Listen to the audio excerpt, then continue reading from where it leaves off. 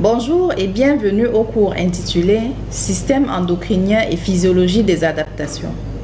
Je suis Dr Ngolemba Tom Esther, enseignant-chercheur à l'ENS de l'Université de Yaoundé 1. Ce MOOC a été élaboré dans le cadre du projet MOOCs for Dev en partenariat entre l'École polytechnique fédérale de Lausanne et l'École nationale supérieure polytechnique de Yaoundé.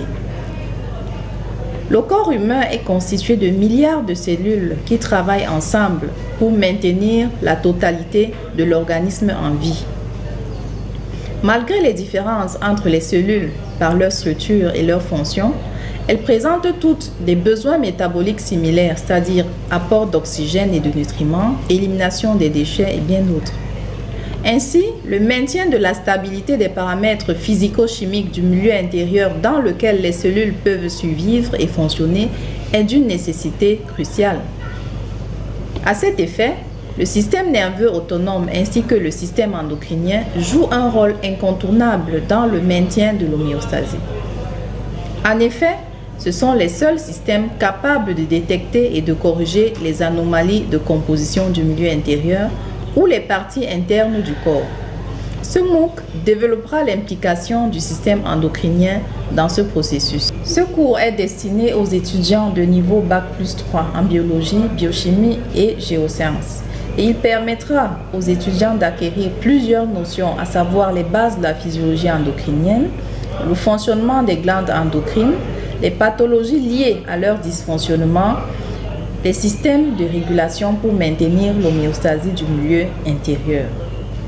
À cet effet, plusieurs objectifs sont liés à la compréhension de ce cours. Premièrement, à l'issue de cet enseignement, chaque étudiant devra être capable de décrire les composantes du système endocrinien. Il devra également être capable d'expliquer les modes d'action des hormones, de décrire les sécrétions des différentes glandes endocrines et enfin d'expliquer les mécanismes de régulation liés au fonctionnement des glandes endocrines.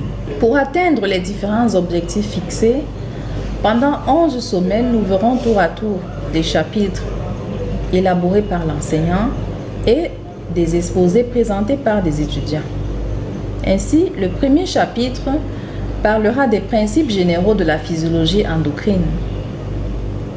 Le deuxième chapitre va aborder l'hypothalamus, l'hypophyse et l'épiphyse dans leur fonction endocrine.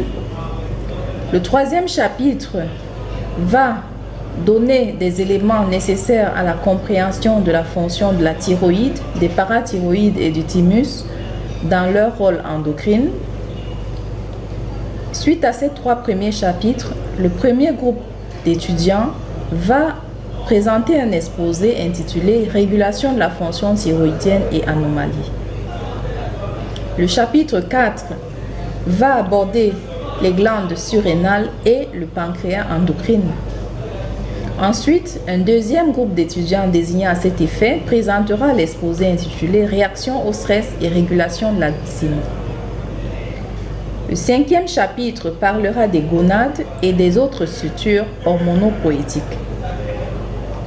Ensuite, l'exposé numéro 3 sera présenté par des étudiants et abordera le thème « Aspect endocrinien des aménorrhées et hirsutisme ». Le sixième chapitre va parler de l'équilibre hydrominéral. L'exposé numéro 4 va aborder la régulation de la pression artérielle. Et enfin, un dernier groupe d'étudiants nous présentera un exposé intitulé « Adaptation lors d'une hémorragie ».